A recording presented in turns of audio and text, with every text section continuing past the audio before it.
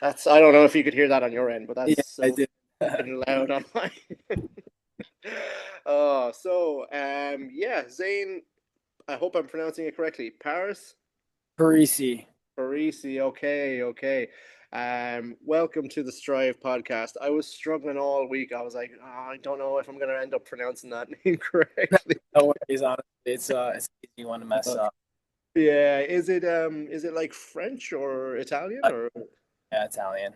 Italian? Oh, okay, okay. So your family is Italian? Yep. Oh, cool. Where do you know where in Italy they kind of come Uh, from? Or Northern Italy. I'm not sure exactly where, but yeah. oh, okay. So are they big like soccer fans in your house? Honestly, a lot of my family aren't too big into sports. Whoa. Okay. Okay. Not Okay. only for my family, it's a little weird. Yeah, yeah, yeah. Were you a sporty guy yourself? Yeah, I played football and lacrosse growing up, and football is like one of my one true loves. I love football. I watch the NFL. Football is an American football. Yeah, yeah, yeah. Oh yeah, no, I knew it.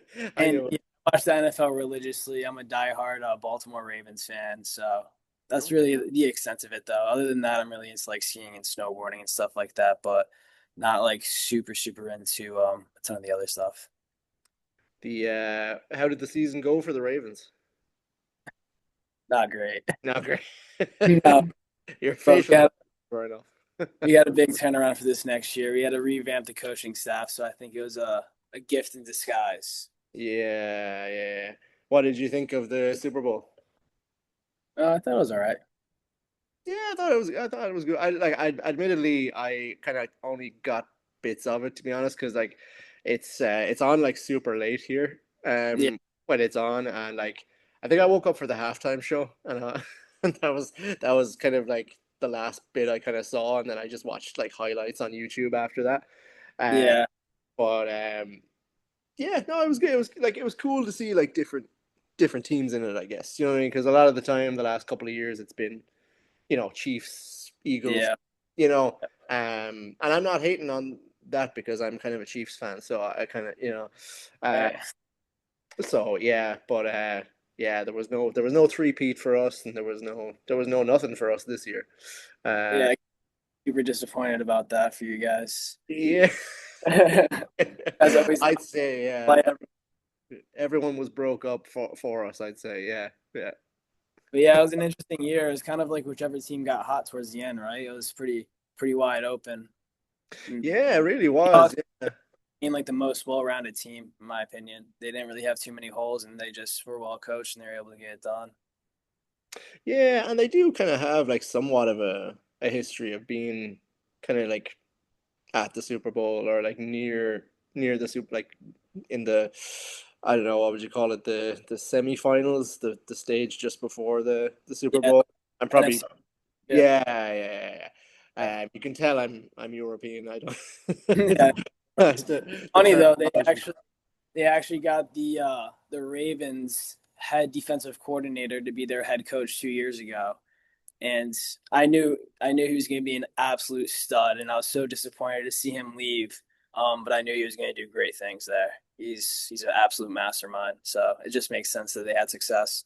Yeah, was that the British guy? There was there was a British guy on this on the Seahawks like coaching staff or something, and I don't know what role he played, but yeah, they kind of made a bit of a big deal out of it because I think in the last couple of years they've been trying to like do like a European program to try and get like Yeah, players from like maybe other sports or I think they do it globally actually because I think there's like is there like a former rugby player from like New Zealand or something playing for the yeah. Eagles? There's a couple, I believe.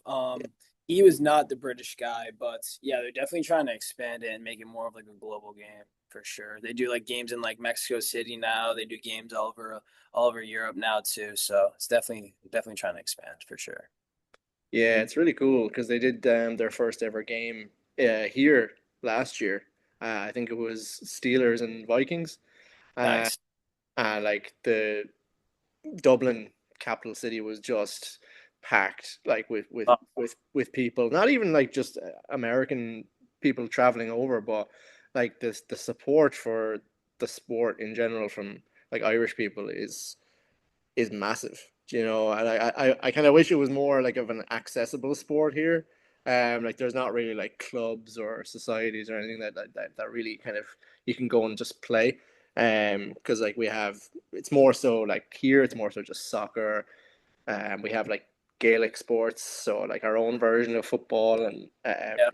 we kind of have hurling, which is like kind of like lacrosse, but it's like with wooden sticks instead of the nets. Um, but yeah, no, it's really cool to see it kind of taken off like that. And did you play like yourself growing up, like all the way, or? Yeah, I played growing up like throughout high school, and like middle school and stuff like that. And then eventually I kind of found CrossFit when I was like 15, 16, because my dad started doing it and he thought it'd be a good way for me to train for these sports. And I ended up going to a gym that a lot of people know, CrossFit Milford. And this was when we were really kind of like taking off and having a lot of success. So I saw a bunch of games athletes training there and whatnot. And eventually that ended up becoming the sport. Kind of just took. Yeah, that's cool. What position did you play when you played football? I was outside linebacker and guard. Oh, okay, okay. So you're like, is it that's kind of like the blocking So position, is it? yeah, on offense, I was more so blocking, and then defense, outside linebacker is more so like contain. You do some coverage, you're rushing the passer, stuff like that. Oh, okay, okay. Did you play in college? No, No. stop. Ah, okay. It's kind of it's tough to do in college though, from what I've seen, not even just athletically, but the fact that they are like student athletes, and obviously like student comes first, but like I heard about their schedules. It's crazy like that. It's literally class train, you know, sleep, That wake def up, class train, you know. So like you got to be like super dedicated to something like that.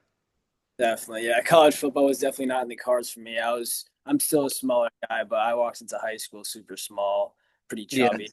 So I was definitely. I went to a pretty competitive high school here too, a private school. So they had a great program. It was a lot of fun, but I definitely knew that my journey was going to be over once I was done with high school with that sport, at least. Yeah, yeah, yeah. Yeah, I guess everyone has their own really journey, really, don't they? And did you what college did you go to? Or, Connecticut, which is in Hamden, Connecticut. oh, okay. Very Yep. cool. And now Uh, I just be a fireman in the same town, like right down oh, the hall. that's cool. And was there anything in particular that like drove you to want to be uh a fireman? Like, did you like was it something you always wanted to do? Um, yes and no. So my dad is a public adjuster, and a lot of people don't really know what that like if somebody's house were to burn down, he would get involved and negotiate with the insurance company to get them more money for their claims. So I kind of grew up helping him and seeing like the aftermath of like what fire and stuff like that could do, which I always found pretty interesting. And then just the type of person I am, I can never see myself sitting behind a desk doing a 9 to 5. I need to be Mhm. doing active things, on my feet and things like that. I thought firefighting would be a good opportunity for that. I also grew up lifeguarding, so it's kind of like not a transition, but somewhat of a transition from like emergency response on the beach to like in a city or a town. And it's always nice to give back to the community and help people out when you can. That's awesome. That's really cool. And how long have you been a firefighter? It'll be 3 years this summer. Oh wow. And do you love it? I do. Yeah, it's Yeah, great. that's good. It's really it is. It's like it's really. I think doing what you love is kind of like it's lost on a lot of people these days, and I understand why, because you know sometimes the things that pay the best are sometimes the boring things and the things that people don't want to do, which is unfortunate. And then you know a lot of times it can go the opposite way, where if you're passionate about something, it might not necessarily be the best paying job, you know. So it's kind of like you're trying to find that good kind of life balance, really, aren't you? Yeah, you spend way too much time at work not to enjoy what you do, and that's kind of how I went into like the employment field, I guess. Looking at it, I want to do something I enjoy. I don't want to be miserable going to work every morning. No, yeah, I'm the exact same. Um, and like admittedly now I was kind of full time in the fitness industry for like the past maybe 2-ish years. And I kind of had to kind of make it more of a part-time thing, which was kind of a bummer for me, but um I kind of needed to kind of suck up the pride a little bit and kind of admit like, okay, I don't necessarily, you know, love the job that I'm going into. It's more just your kind of generic 9 to 5, but it serves me for now to kind of make sure that I'm safe, to make sure my family's safe, and it's just maybe until the next thing, you know what I mean? Until something better, you know. Yeah, Because where I've grown up, it's always been, I suppose more so back in the day, it was a big like factory town, so like it built on like, you know, in industrial, um uh that kind of work basically. So like a lot of biopharmaceutical companies and um things like Honeywell, like they kind of like make parts for American cars and trucks and stuff, and they're kind of big in Formula One, like, so play, you know, things like that. And that was just something that never really sat with me. Like I never looked down on it, because it's like obviously it's what my parents did to keep a roof over my head and to kind of send me to school, and you know what I mean, yeah, provide me with all the best opportunities. Like they worked their ass off, like, so I'd never looked down on it, but I knew it was something that, you know, even though I'm kind of even though I'm kind of doing it now, it's like it's not who I am. I would say, you know, yeah, um, and like that's kind of why I kind of started the podcast, was because, you know, I just love talking about fitness. I love talking about sport in general. And like I don't always get to see my friends as much as I'd like to anymore, and like we don't get to kind of chat about things like that. So I was like, do you know what? I love fitness. I love talking. So I was just like, I'm gonna do this and, you know, potentially make new friends. So like, you know, by the way, if my current friends are listening, I don't mean I'm replacing you guys. I just I just mean adding more friends. So yeah, so that was, to cut a long story long, I guess.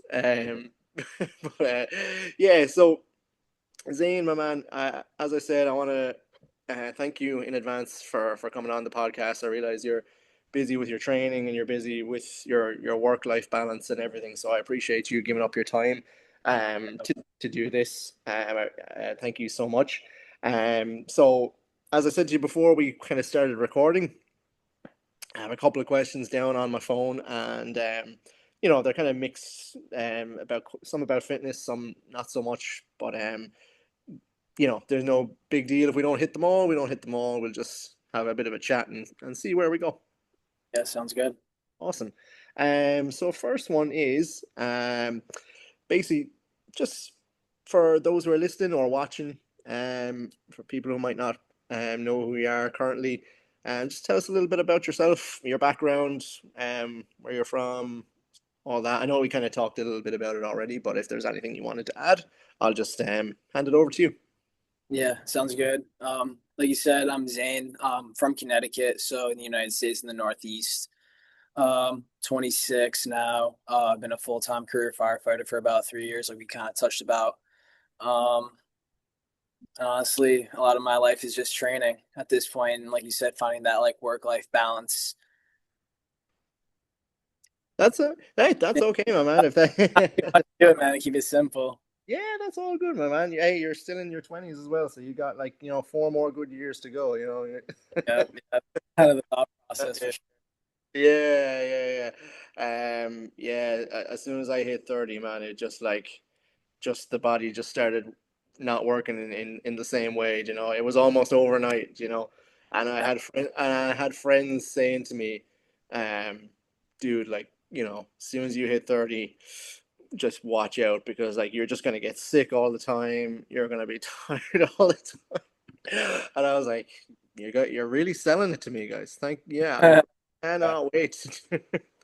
Yeah, I'm turning 27 fairly soon. I'm already a little concerned about that, to be honest. So we'll see what Yeah, happens day by day. yeah. No, so are you wouldn't be a 90s kid then. You'd be I oh, am actually are you 99.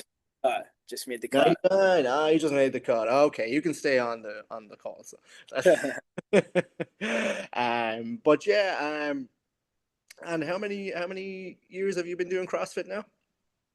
I've been doing it for a long time. Honestly, probably like a decade at this point. Uh, Yeah, I've been yeah, like super competitive all that time. Eventually it started as just an opportunity to train for sports, like we were talking about, get better at football, get better at lacrosse, get stronger, get faster, and stuff like that. And yeah. then maybe about a couple years into it, I really started to dial in my programming, started to really take it a bit more seriously. Mm. I started trying to go to the games as a teenager, which I never made, but I finished around 50th one year, which is kind of the year I decided to put like my high school sports on pause and just kind of dedicate my time to CrossFit and see where it would end up. That's cool. And at the time of we're recording this now on the 30th, so that means quarterfinals have essentially just ended. Yep, Uh, they just how did quarterfinals go for you? They were pretty good. I actually wasn't really planning on doing them. They were a bit of a formality. So I'd already qualified for the NorCal Classic. So Oh, I'll cool. be there May 31st through like June 2nd. Um, so I wasn't really trying to qualify for syndicate or anything through quarterfinals. However, I was told that if I don't do quarterfinals and place top 2,000 in the world, then I wouldn't be eligible for a games invite if I earn one at NorCal. So Oh, kind of just I had a quite a busy weekend actually. I worked a 24-hour shift on Thursday. Friday I went skiing um in Vermont, which is about 7 hours round trip driving for me, on top of skiing for 4 to 5 hours. Came home, ate like 3,000 calories, went to sleep, did two of the quarterfinal workouts the next day. Woke up the following day at 6 a.m., went for a certification class for work, finished that around noon, and then went back to the gym, hit two quarterfinal workouts, and then worked a 24-hour shift the next day. So I kind of just use it as almost like a mock little training weekends. I went to one of my buddies' gyms in Norwalk, Connecticut, where they had like some master athletes and stuff like that during quarterfinals. So I was with a bit of a community. Um, and yeah, I kind of just, like I said, use it as a little prep weekend. Had some different judges judge me. Made sure they're nice and strict on me so I can get ready for NorCal. Um, you yeah, don't want you don't want Hiller hitting you up either. no, definitely not. Took like a 90-minute break in between the two workouts, trying to hit that same stimulus that would be like in competition, and yeah, kind of just went for it. That's I cool. ended up Yeah, I ended up finishing 116 in the worlds, 40th in the Northeast with no redos or anything. So it was fun. I liked Awesome. the workouts. I thought they were pretty fun. I would have liked to redo some of them, but I had to put my pride to the side and just kind of get ready for NorCal. Yeah, yeah. Do you see the quarterfinals kind of just as an extension of the Open? Um, I do typically, yeah, but this year they were very exclusive. Mm. So I saw like only top 20 in the world were getting invited to Syndicate. I'm sure there'll be some backfills there. So like who knows how far down the leaderboard it'll actually go. And then I know Legends said that they're only taking like top 10 or 15 in the world as well. So if I was trying to go for one of those competitions, I definitely would have had to been really dialed in this weekend. Definitely hit a couple redos, spread out the workouts a little bit better. But for what I was looking for, it was definitely it was a good time. Did you have a favorite workout from the four? Yeah, I like that deadlift workout. That was fun. Deadlift one. I have it on my phone. I have to remind myself of it. Hold on. CrossFit Games. Where is it? It's down here somewhere. Um, so, oh, there it is. So workout for, oh no, three. Oh yeah, the 3 rounds of 50 dubs, 10 deadlifts at weight one. 2 rounds, 50 dubs, 10 deadlifts, weight two. 1 round of 50 dubs, 10 deads. Whew, that's like that's disgusting. Yeah, it's one you kind of just absolutely burn it down with. You just absolutely Yeah. go them from the get go and just see what happens. That's kind of how I approached a lot of these workouts, to be honest. Like the row, clean and jerk row, strict handstand push up workout. I thought that was a good opportunity to see if I can do 30 strict handstand push ups under fatigue. Uh, I wasn't able to, so it wasn't necessarily the best strategy. But I figured it'd be a good opportunity to kind of like see what happens, you know? Yeah, absolutely, man. And that's good that like you have that kind of confidence as well to even like, challenge yourself and go for it. Like that's awesome. The one that I liked was the number two, the dumbbell hang squat cleans and the muscle up. And now I wouldn't when I say I like it, I as in from a spectator's point of view, Yeah, yeah. I wouldn't be doing it. I'm not a very good bar muscle up person. Maybe if it was just the hang squat cleans and that was the workout. Even then, That yeah, workout was absolutely diabolical, honestly. yeah, I that's thought that workout was going to be a lot of fun too. I thought it was going to kind of hit like a nice moderate run, average heart rate 150, just riding like that threshold line of like what my grip and my arms could handle. But no, that workout got sloppy and it got real quick. yeah, and it's real grippy. Yeah, and the thing too is that's like one of the workouts especially I wanted to redo just because it's like the pick your own pathway. Like you can break it up however you want, which Oh, okay. which leads to so much variance in scores. So I don't think I ended up going with the best approach the first time I did it. Definitely would have liked to try it a different way, but at the end of the day, again, I just had to be top 2000 in the world. So Yeah. And do you have like any people that you train with regularly to kind of push you when you're doing things like that? I train by myself a lot, especially this past season. But prior to that, one of my buddies, Josh Workman, he works out at Norwalk. He's been to semis a couple of times as well, as an individual, and we went team 1 year. I train with him quite a bit, or at least I try to.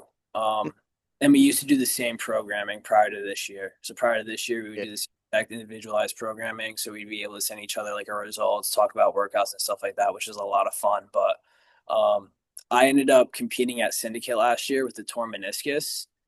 So I had Uh, surgery this past off season, and I made it significantly worse by competing at Syndicate. And it went from like a 2 week recovery to an 8 month recovery where I wasn't walking for a month. So when all of that kind of went down, especially with the demands of my job, working 24-hour shifts and stuff like that, I kind of decided that I need somebody to really individualize a program to me so I can get the best that I could possibly be. yeah. And who did you say does your programming? Optimum Performance Training. They're based out of Calgary, Canada. Oh, okay. And how did you find them? So they have a couple people in Connecticut who they mentor. One of them actually wrote my programming leading up to Syndicate after I had qualified last year. I'm pretty good friends with him, Tom Hoffman.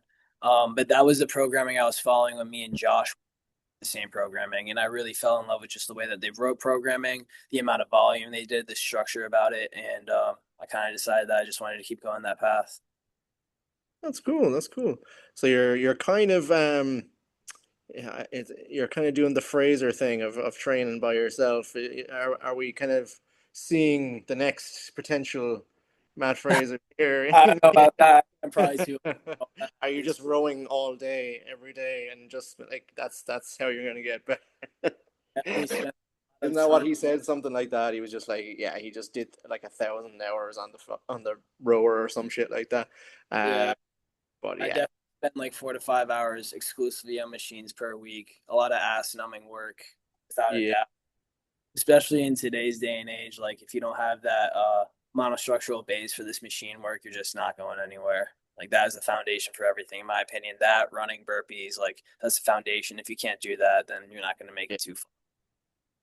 The actual the kind of what was I gonna say? The type of machines that are being used in comps is actually, from what I've seen, changing now in terms of like the branding. So I know like a lot of it used to be C2, and Yeah, it's kind of like moving to Rogue now. So like yeah.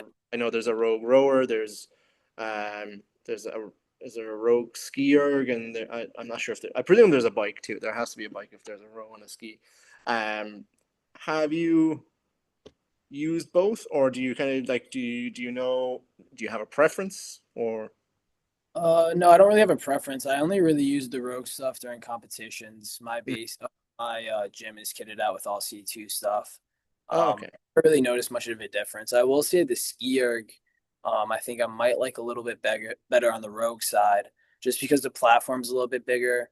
I felt like it Yeah. was, but it also could have been because it's brand new too, at like Wadapalooza and stuff like that. So, but I haven't noticed much variance like machine to machine. Yeah, yeah, yeah. You were just mentioned it there as well. Wadapalooza. How did that go for you this year? I mean, that was all right. Wadapalooza as a whole was a bit of a shit show this year, to be honest, with like the weather and everything. And then my flights got canceled on the way home. We had to change Airbnbs 3 and 4 times. Sat outside in the rain for 8 hours. Did not do a single workout on the last day. So Oh it was man. a I really wanted to use that as a tune-up leading up to NorCal, and it didn't end up really being that way, which is kind of why quarterfinals went the way that it did. Yeah. You went Um, team, right? I did, yeah. Yeah. So unfortunately, that was like right at the qualifier was right at like the cut line of when I was becoming like eligible to go return to like full blown sport. Mm.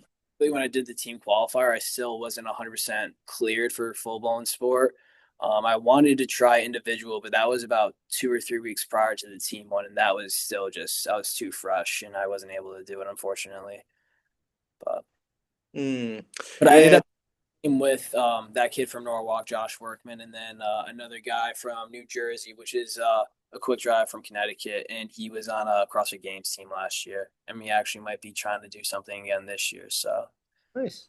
happy to. Yeah, it's funny. It's funny. I when I was kind of doing a bit of research for this episode, I was kind of looking at your Instagram, and I seen the video that you guys did with the mustaches or the Yeah, yeah, I upper thought lip confidence. yeah. That was so funny. Those were your teammates though, yeah. Yep, yep. Ah, okay, okay.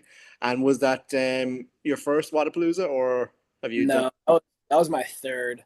Every Okay. time I've gone team though, so it's always been team of three. And so you would have done both venues then, if that's your third, yeah. Okay. Did you like? Because I've heard, because I was speaking with another athlete, Logan Thomas, in my last podcast, and she said she preferred the new venue over the old one. What would your opinion be? Did you prefer Bayfront or Miami Beach or? Um, I honestly really liked Bayfront. I'm not gonna lie. I thought both venues were great. But I thought Bayfront was pretty cool. But obviously, it being on South Beach around spring break time, like that's kind of like a no-brainer. Yeah. You're getting a lot of foot traffic on top of the beaches being packed around you too, so it definitely draws a lot of attention, which is cool. Yeah, it was basically like Fitness City that kind of week, really, wasn't it? Because I think they had like an Athics the next day or something after Whataburger was done.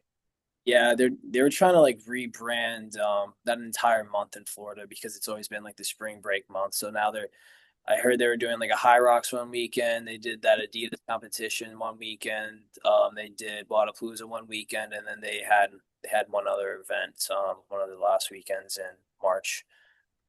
Yeah, um, yeah, and I think that I was watching. Do you know the Coffee Pods and Wads podcast? I've heard of it. Yeah, Peter, he's also from Ireland, and he was Oh, kind of like talking with, I think it was Taylor Self and a couple of other people out of America about like the kind of the financial aspect of them moving it from January to March. And I think that was kind of like, now for them, I guess it makes sense from a business standpoint. Um, but I think the fact that it was the first year that they did that and it just got rained out was just like Oh, that Yeah, that and went to. not and not for nothing. I mean, Wadapalooza's been going on for like 15 years now, if not maybe a little longer. So the fact that they don't have like some sort of contingency plan is a bit frustrating, especially when like people like myself who work regular shifts and aren't doing this as a career are paying, a Yeah, fair down there. It made it a bit. yeah. And I think everyone kind of thought it was going to go smooth because I think it was the first was it the first day that they had the open announcement Yeah, uh added, and like it was just like the sun was just melting the floor essentially, and like I very think hot. yeah, everyone just thought it was going to be like that the whole way through. Um and like yeah, I just remember watching the three girls throw down like when when they did the announcement and just absolutely dying. I was like, I overheat normally in it when I'm in the gym, but like I can't imagine how like they just weren't dead, like literally dead after Yeah, like yeah. that. Like that's crazy, but Thing um about like that too that a lot of people don't think about unless you're doing it is like the sun's so hot, all the mats are black. So when you're doing your burpees, the heat radiating off those mats is ridiculous. So the point where a lot of people like burnt their hands like throughout the weekend from doing like handstand walks and burpees and stuff on the mats. But it's just and then kind you, of and then you that had to do that hang snatch workout then as well, and then like you're basically ripping your hands. yeah. Yeah, Yeah, that was a good event for our team. We ended up getting sixth in that one, which was fun. nice. So nice to get that one in for sure. Yeah, yeah.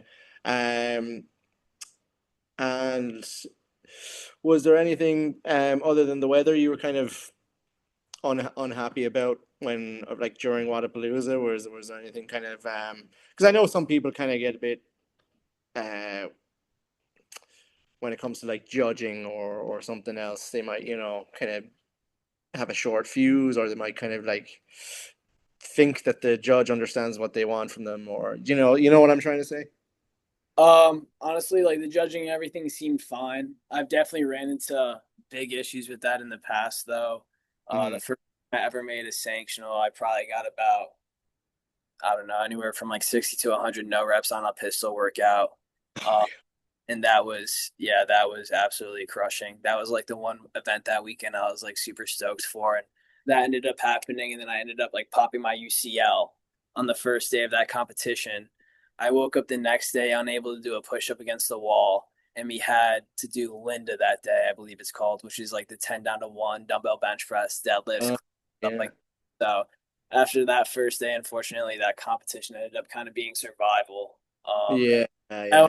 if I was gonna make it back to sanctional and kind of like rewrite that story. So we're still kind of like working on that now. I've made it back since, but obviously last year I was also banged up doing it individually. The year before that, I was I was in the fire academy for 3 months. So that's the year I ended up going team just because I wasn't able to train as much as I typically would. And then this year, hopefully NorCal, this is my time to shine. Yeah, absolutely, man. And But NorCal is in California, obviously, but wait, is it what's like? Is it I think it's Sacramento. I'm not entirely sure, but I believe it's Sacramento. okay? And the games this year are in San Jose, is that correct? Yeah. Yeah. What do you think about that kind of change? What, like traveling over there or? I suppose kind of going like obviously in the last like couple of years, it's been Texas, Albany, San Jose. Yeah. Do you like the fact that it's changing every year, or does it really make any difference to you whatsoever? No, it doesn't really affect me. It was cool that I was in Albany last year. That was my first opportunity to kind of like drive like 90 minutes and go see the game. So I ended up going there for the weekend last year while my knee was like locked in place on with a brace. Um, but yeah, so like that was a cool opportunity to be able to go see it. So I guess it's nice that it came to the Northeast, right, for like the spectators and the fans and stuff like that. Yeah. But it doesn't really bother me. I don't really care where it is, as Okay. exciting atmosphere, right? I feel like that's what it all comes down to. Like wherever you can get the most people to Absolutely. show up and create the most energy is the best place to be. Yeah, 100%. I do miss the Madison days, but yeah, I agree. Yeah, it's nice to see a change. I would have loved to have an opportunity to go there for sure. Yeah, except for the swimming, because apparently everyone just got like sick every time they swam in that. Oh, That was like, because it was like I don't know. Someone said it was just like duck shit in it or something like that. I was like, all right, okay, so that's great. That's one way to kind of whittle down the competition, I guess. Uh, yeah. but and like kind of a maybe a hard question to answer at the moment, but what do you think of the current state of CrossFit itself, like HQ, the community, all that? Um, I don't know. It's interesting, right? I feel like back in the day, it was a bit more. I don't know. I don't know if I want to say professional or what, but maybe just because the fact that it was new, it was a bit more exciting. I feel like, Hmm. um, and I feel like if we were in a position where we had, you know, a solidified, already successful, well-rounded businessman like running CrossFit, it could be potentially better. Um, but I feel like it all just kind of starts from like the top down. Like however good our leadership is how good the sport's going to be in general. Like I remember hearing like a couple years ago, people were throwing around like Joe Rogan's name to potentially buy, or not Joe Rogan, it was Dana White. Dana White's Yeah. name to buy CrossFit, and I think something like that would take CrossFit to the next level. Just because of the way that he's able to put on shows for the UFC and stuff like that, the way he can market that, the way he was able to absolutely blow up that sport in a short amount of time, especially with how restricted it was at first, right? With like it being fighting, having to be censored and stuff like that, and being able to get around all those obstacles. So I feel like if we had somebody like that who had already brought in a sport somewhere great in a Hmm. different field, and they came and took over CrossFit, I could see that definitely being beneficial. But I try not to worry about that stuff. I just hope that it continues to go on and on for as long as I want it to be here, you know. And hopefully after I'm done competing too. Yeah, and I think like it probably did have a, a kind of a Dana White-ish character in Glassman for a little like he kind of was that kind of like I don't know if philanthropist is the right word, but like that kind of energy and kind of obviously people kind of found out eventually what he what he was really like, but I don't think he was the worst guy in the world by any means, but like obviously said some silly things and in the day and age that we're in, it can understand why what happened. Um, and like, do you with the emergence of things like WFP, um, where would you fall on that? Because I know there's a lot of people who kind of like welcome it and say like it's good to have kind of like a competitor. It pushes CrossFit to kind of want to do better and to do more. And like I have seen that myself from their YouTube and their Instagram and stuff like that. They have been kind of like putting a bit more content out there than they were for quite a while because it was quiet on social for a long time and on YouTube. And now they're putting out all these docs and they're putting, these kind of like short little motivational stories of people who've started in CrossFit and look where they are now, kind of thing. So what would you kind of think of the likes of WFP? Would you consider competing in that, or are you kind of just solely focused on like CrossFit, or? Oh, no, I like WFP a lot.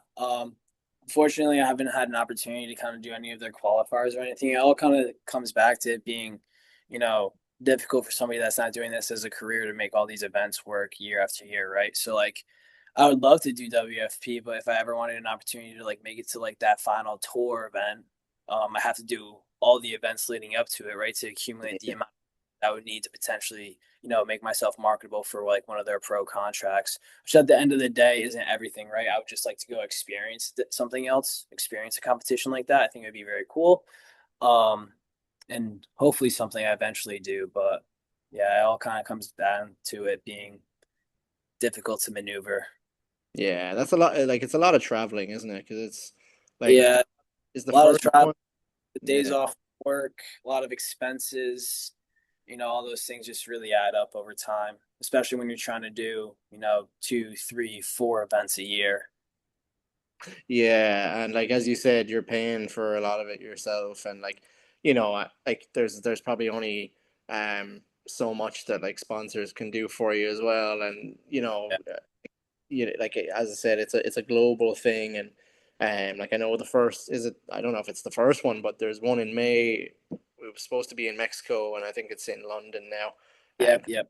Yeah, because there was something like with cartels or something in Mexico that they didn't think it was safe.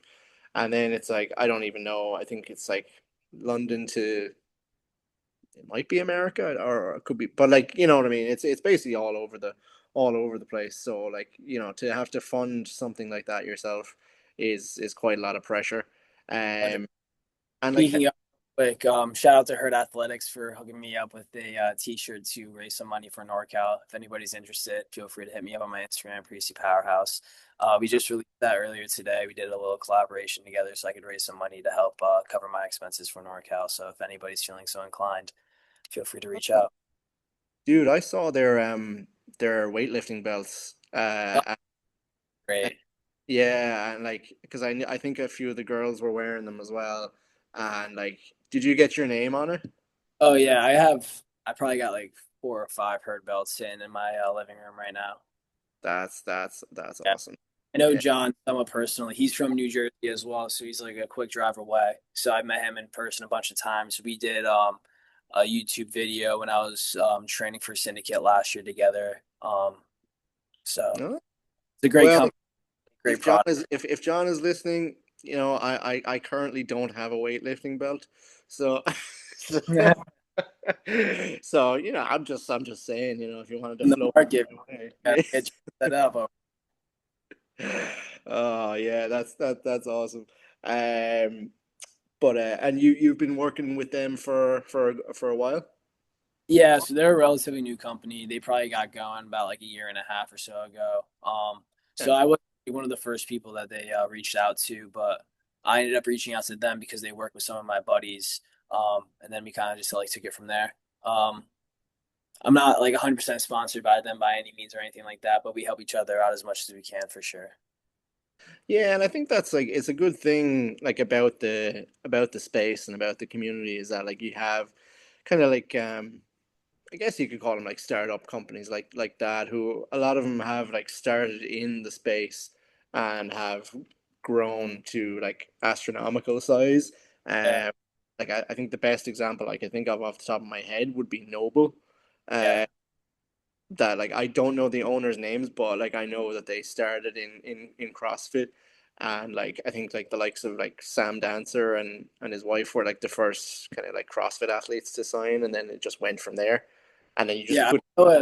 I don't know if Tom Brady is the owner, but I know he's heavily involved now. I believe he bought that company a couple of years ago, so he might be the owner as of now. But Yeah, yeah, but company I was thinking of as well, they've blown up to huge levels for sure.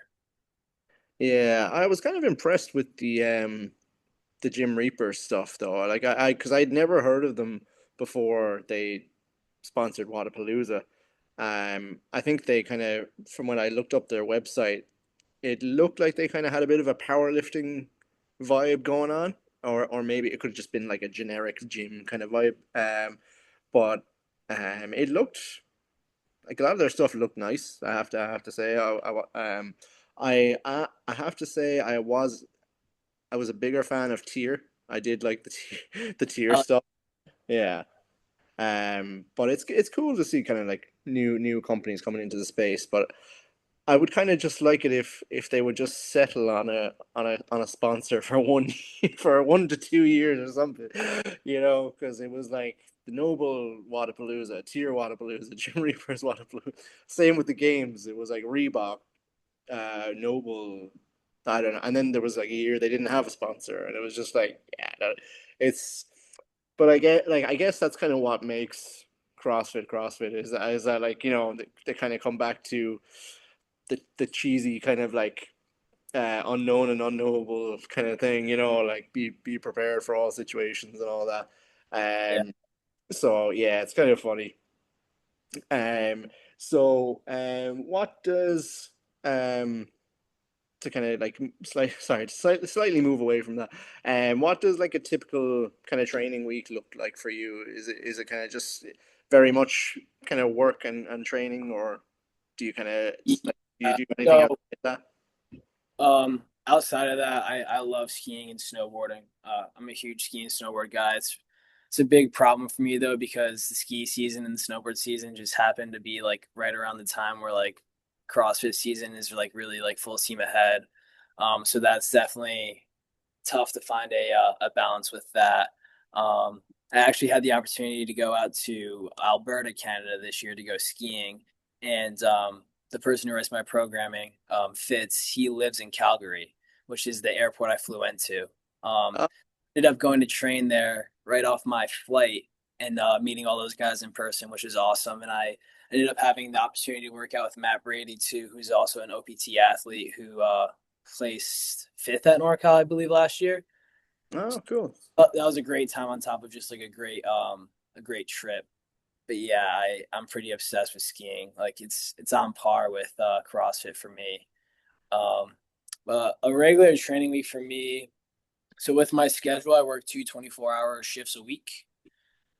So those days are primarily just about hour-long sessions that are almost entirely fixated around running right now. Um, Mhm. a pretty low hanging fruit for me just because I wasn't able to run for so long with my surgery that I had in June. So that's something that I'm really trying to dial in for NorCal and then hopefully the games as well. But other than that, when I'm not working, typically the day I come off shift is a rest day. So on a day like today, I hit the sauna for about 30 minutes, did some mobility work, wrote some programming, and just kind of try to relax as much as I can. And then Mm. on the days before going back to work, both of those days are doubles. So I do about 10 to 12 sessions a week. Um, yeah. Okay. And I know like a lot of people kind of in the space have done this next thing that I'm about to talk about, and that's like relocating for training. Yeah. Is that ever something that crossed your mind, or do you think like you would kind of have to maybe hang on another couple of years, or because I know like obviously like now it might be an extreme example because like they're kind of high up the food chain if you want to say that, but Mayhem, you know, have like a lot of people have relocated to Mayhem to just basically just obviously just train more, and if they're on an online program with them they just prefer to do it in person, and they have like all their training camps and yada yada yada. But is that kind of something that ever crossed your mind, or would you kind of be like, nah, I'm happy where I am, I like where I live, and It is something I have considered for sure. mhm. I did do Mayhem's like generic programming for a little bit, and after I finished last year, prior to messing up my knee, I ended up finishing like 28th in the world in the Open, which was insane. Yeah, absolutely. Um, Definitely something I never thought that I was going to be able to say. So after that, I had somebody from Mayhem reach out to me and ask me if I was interested in doing like individualized programming and stuff like that. Um, and I kind of just decided to stick with OPT because that's kind of what I know and that's what I sincerely really really enjoy. Um, but yeah, I mean, I've thought about relocating at one point, especially considering like the West region tends to be a little bit more tame than the Northeast. But it all kind of comes back to, am I going to relocate for something that's not really making me money? Like, yes, I want to go to the CrossFit Games. Yes, I want to be as good as I can in this sport, but also I need to be able to buy a home. I need to be able to eventually have, I need to be able to retire at a reasonable age. Like, I can't put my entire life on hold for something that's not lucrative. Mm. Yeah, no, that's absolutely fair, and I know like um a lot of people that kind of watch it probably online probably think it's a little bit easier to do than it actually is. You know, it's not just a case of pack up all your stuff and arrive at Mayhem the next day, and it's not like Guy Meieros makes it look where you just rock up to Tennessee and you have a house the next day. Yeah. No, I'm not hating on Guy, but it was kind of funny when I saw that on YouTube. I was like, how do you get a house so quick? But yeah, so no, but I get what you mean.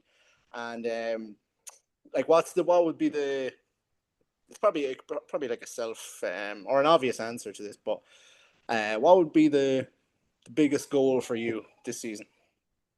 In a perfect season for me, as of right now, I've kind of been thinking I want to try and flirt with top 10 at NorCal, get into that final heat, Mm. be with the big dogs there, and then go to the games on the team. Okay, I'll go to games on a team. Yeah. Okay. If I qualify individually, that would be the dream. That's something that I didn't even think would really be possible, 5, 6, 7 years ago today. But for this season, especially considering half of this year was me rehabbing, um, I think that would be like one of the best scenarios just for me to really be competitive, me to really make some noise at NorCal, build some confidence, get excited about competing, and then hopefully get an opportunity to compete at the games one way or another. That's awesome. And do you have people that you're prepared to like jump on a team with? Do you have a team ready to go? Yeah, so we have something in the works right now. It's still a little bit up in the air. Nothing's like solidified in stone, but it's seeming more likely that we got our ducks in a row and should be able to make something work. Oh, okay, okay, that's cool. Sorry, I'm just moving location because I'm being kicked out of the room, but it's all good. Um, just gonna turn this light on. But yeah. So you were saying about that. You have that team ready to go, and is individual something then that you'd like to kind of go back to, or are you kind of like, I know a lot of people use team to kind of prepare themselves almost for whatever is to come in an individual sense, or to just get the experience of being on the floor. Is that kind of, did you plan it out that much, or is it kind of just like you're kind of taking it step by step? I do enjoy competing individually more, Hmm. so I will definitely keep pushing for sanctionals and trying to go to the games individually and seeing what happens there. But at the end of the day, I just want to make it to the CrossFit Games Yeah, and hopefully more than 1 year. So I mean, whatever gets me there is what gets me there. But I've been doing this for too long to not get there. there's no plan B. No, I'm making. I want. And I'm probably going to get hate for asking a CrossFitter this, but would you ever consider doing like a high rocks or anything like that? Because I know that's the hip new thing that everyone's talking about. Yeah, I would definitely do a high rocks at some point. I'm definitely. I don't know how competitive I would be at this exact moment because those guys can run really, really fast. And like I said, that's like some low hanging fruit for me. It's something I'm not bad at, but it's something that I definitely have room to improve in.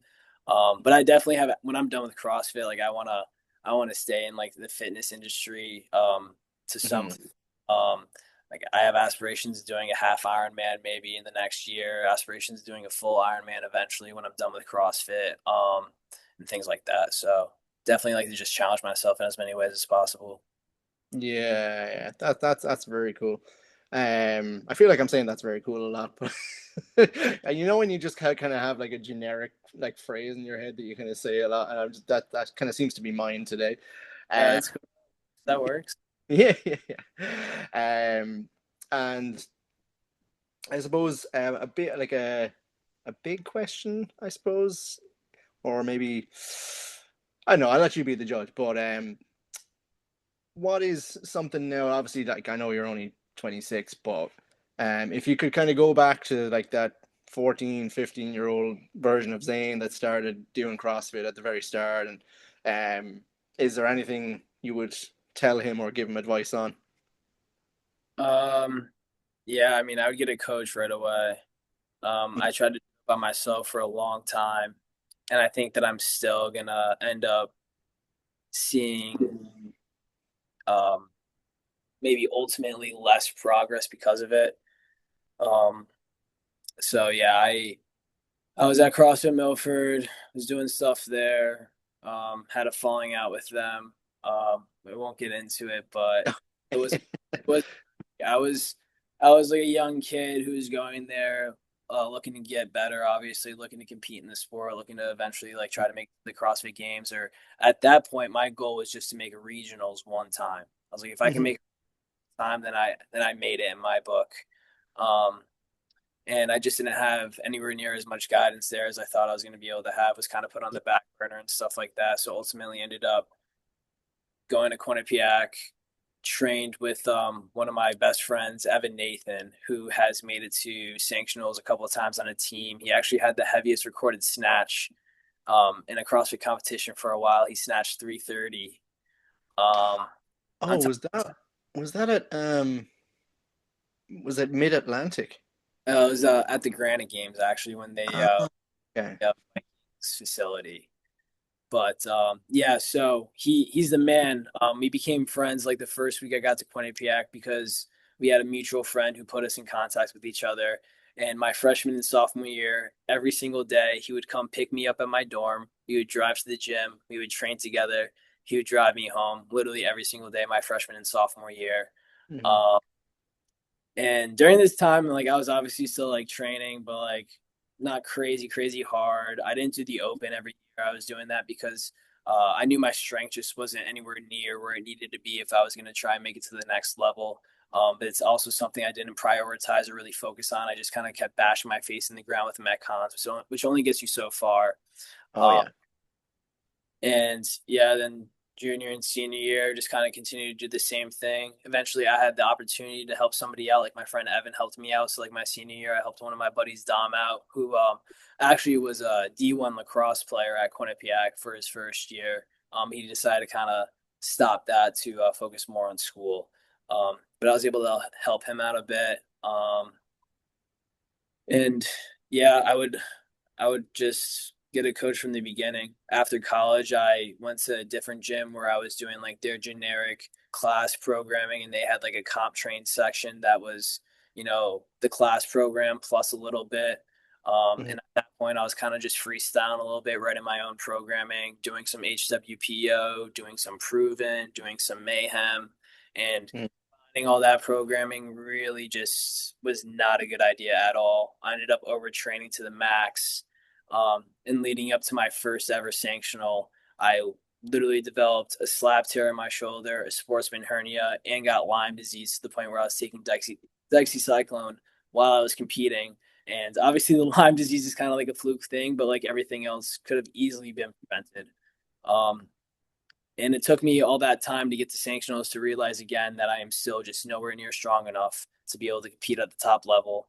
So once I came home from that sanctional, I ended up not doing CrossFit for about 3 months. And I did a Larry Wheels hypertrophy program and put on 20 pounds in 2 months. And I just continued to like Wait. ride the gain train for, yeah, I just decided to ride that gain train for as long as I could that year.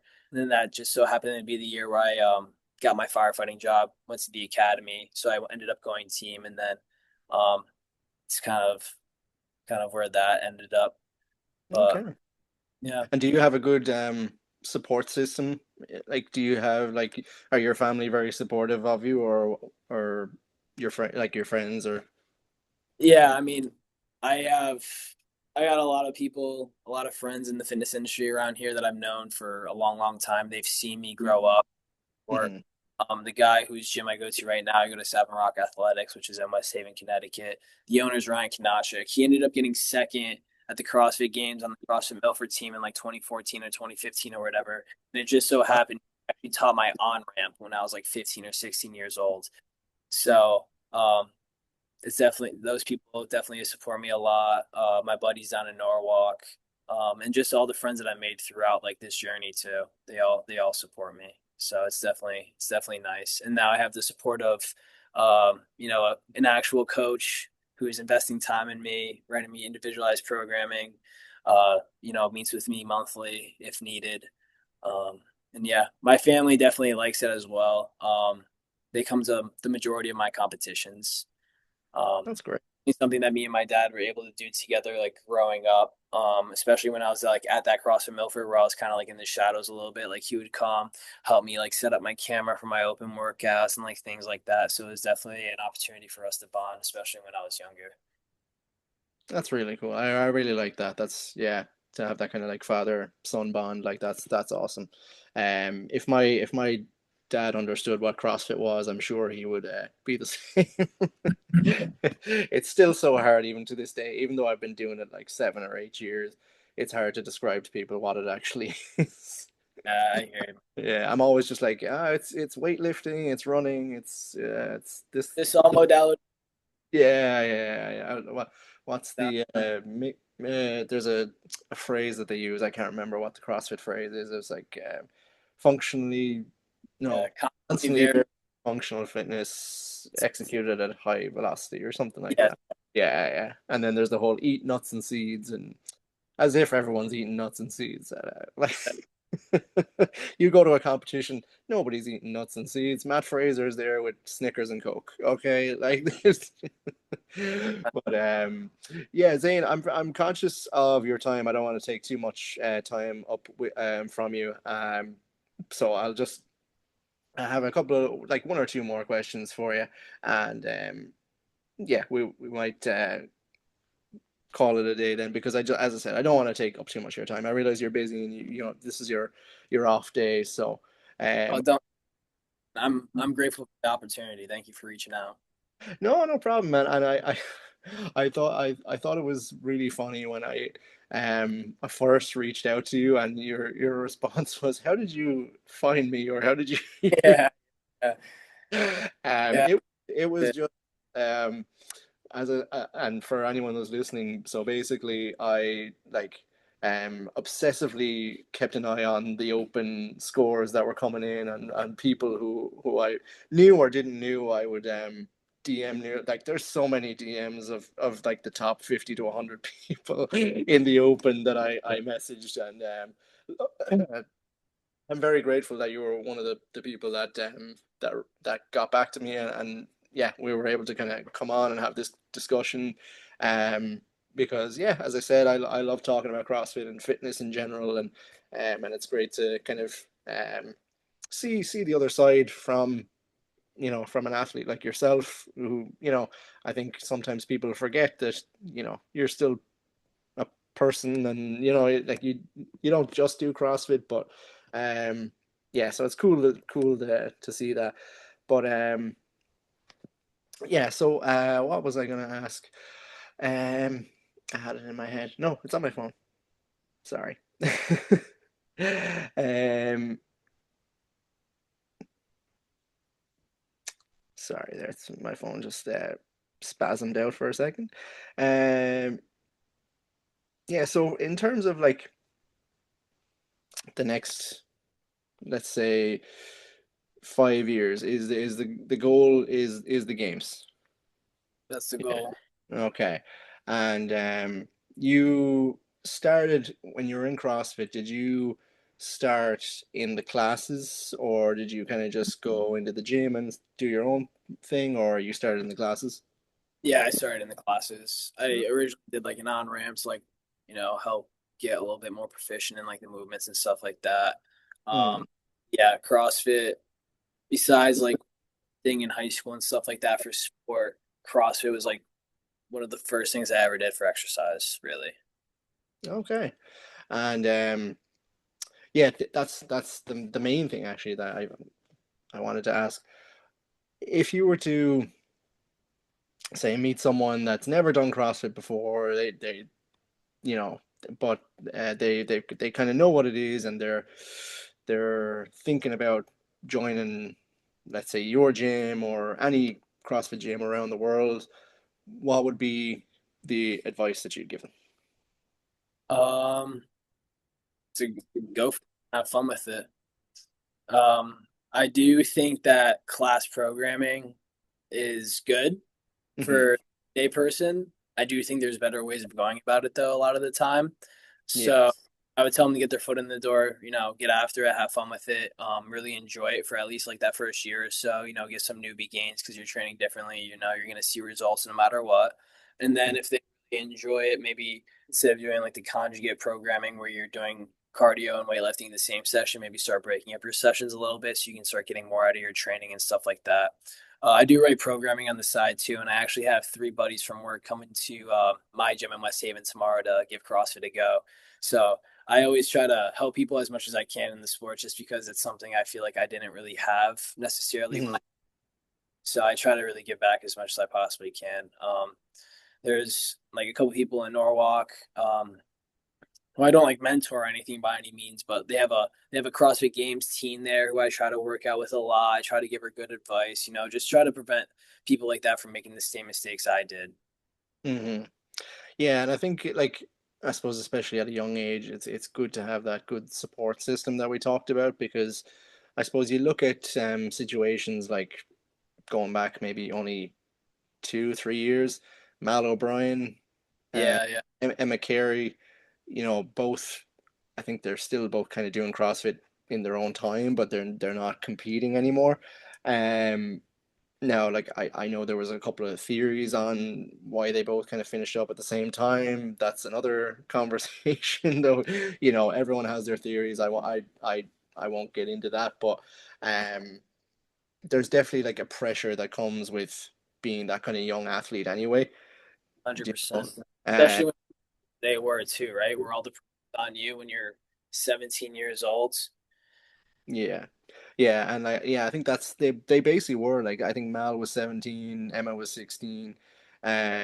Like do you think it's maybe too much pressure for a young person, or do you think, like you were saying, if they have the right support system in place, then it doesn't matter. Yeah, I don't know. I think it's like really dependent on the person. Mm, Uh, but I mean, I will say like competing is is interesting. mm, It's really a lot of physical requirements, but at the end of the day, like it all starts up top. And that's something that you really like need to train almost. Like there are times where I've gone to events and like I said, it was like pure survival mode. Like I was there, I was on the floor, like I didn't withdraw because I didn't know if I'd ever have another opportunity to step foot on that floor. But like at the end of the day, like was my heart in it at that point when I was already, I got mutilated on one workout, my elbow's now bothering me and stuff like that. Like, no, not really. And at the end of the day, I feel like for me personally, momentum is like a huge thing.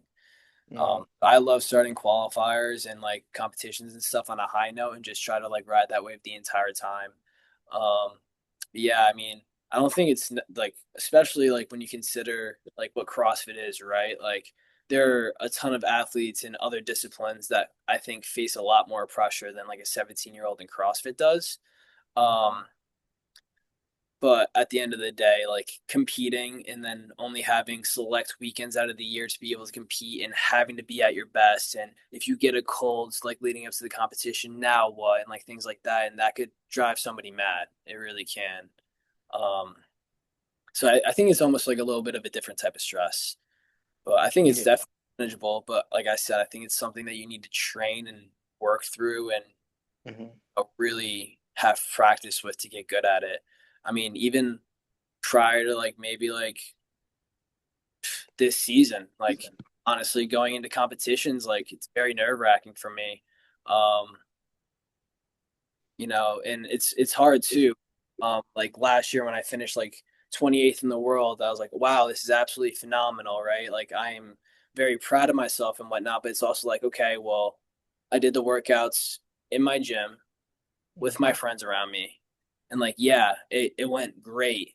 But at the end of the day, that success isn't going to hit like the success of placing 28th at the CrossFit Games, right? It's not going to give you the confidence that you would have if you went to a NorCal Classic and won, right? Because you're not doing people and stuff like that. Like you're seeing their scores on the leaderboard, but at the end of the day, that's it. It's not like they're next to you while you're pushing.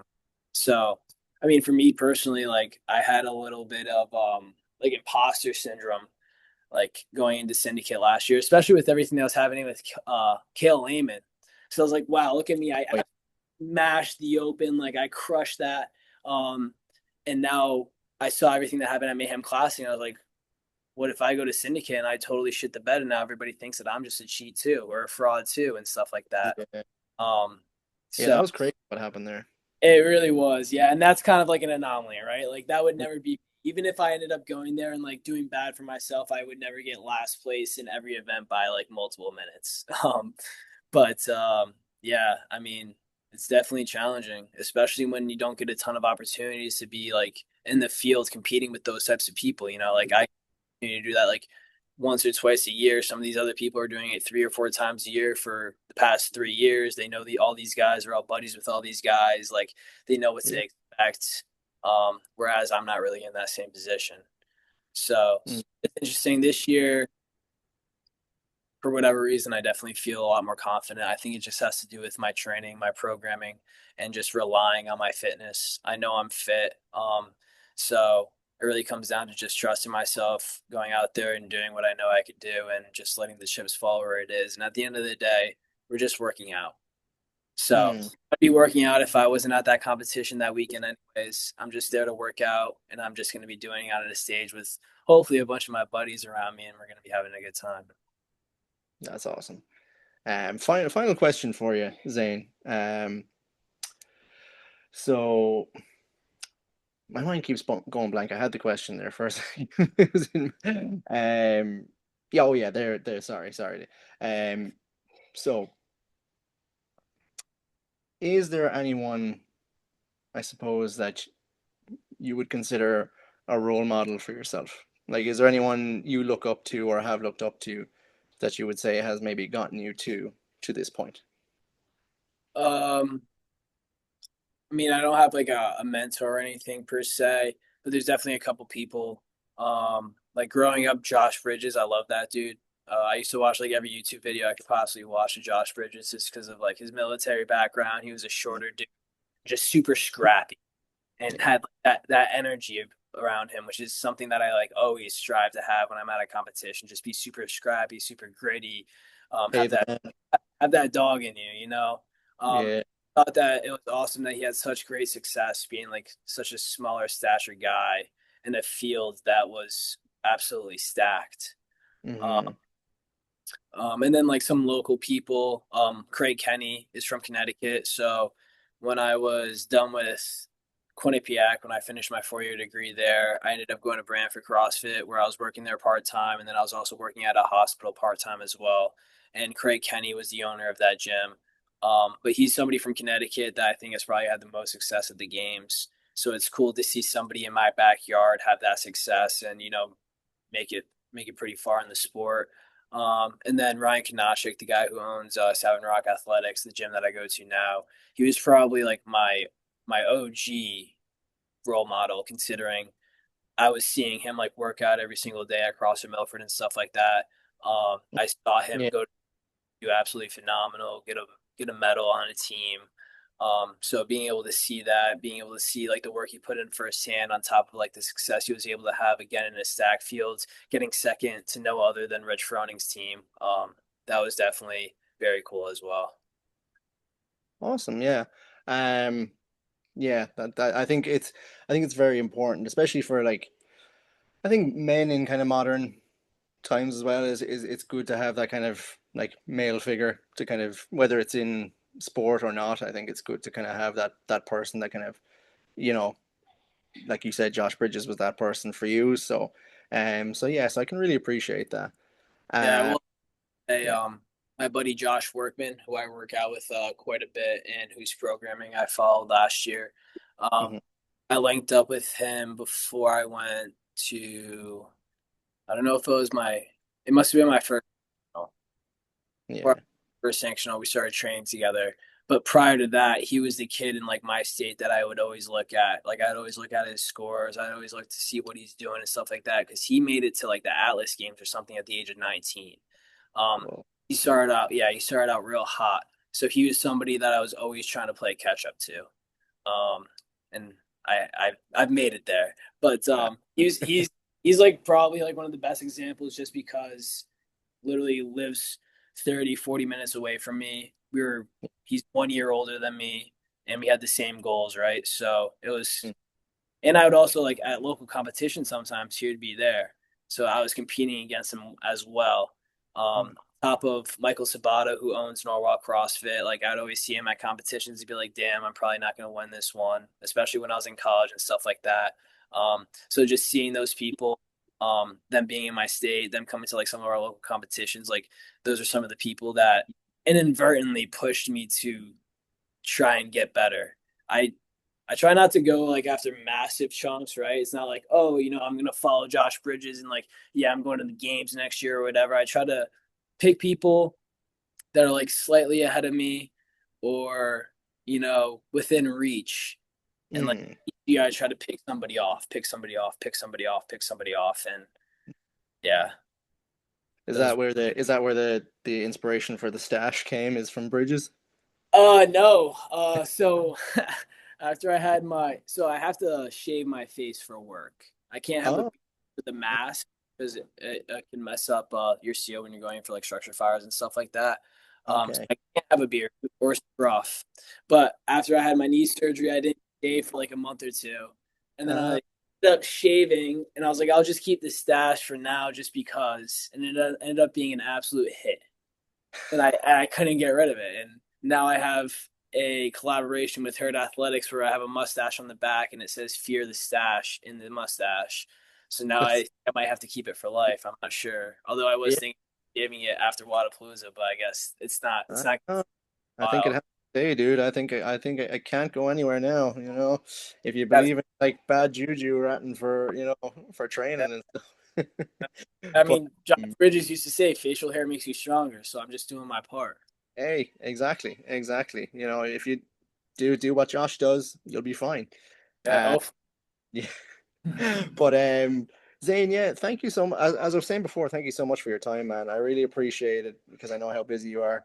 But is there any before we go? Obviously we'll have a small kind of chat after the recording stops. But is there anyone you'd like to shout out, or any sponsors you'd like to shout out before we go? just Herd Athletics, Savin Rock Athletics, Norwalk CrossFit, Hampton Fire Department. Then if anybody's looking for somebody to give free stuff to and sponsor, I'm your guy. LSD, I love you. I might also throw my hat in there for free stuff if anyone's, just in case. And where can people find you if they want to get in touch with you or So follow your journey? I'm fairly active on my Instagram page, which is Parisi_powerhouse. Um, yeah, that's definitely the best spot to reach me. Okay, perfect. Well, look, Zane, thank you very much, my man, for coming on this show, and yeah, best of luck with the rest of the season. Thank you. I appreciate it. Thank you for having me. Thank you, dude. Yeah.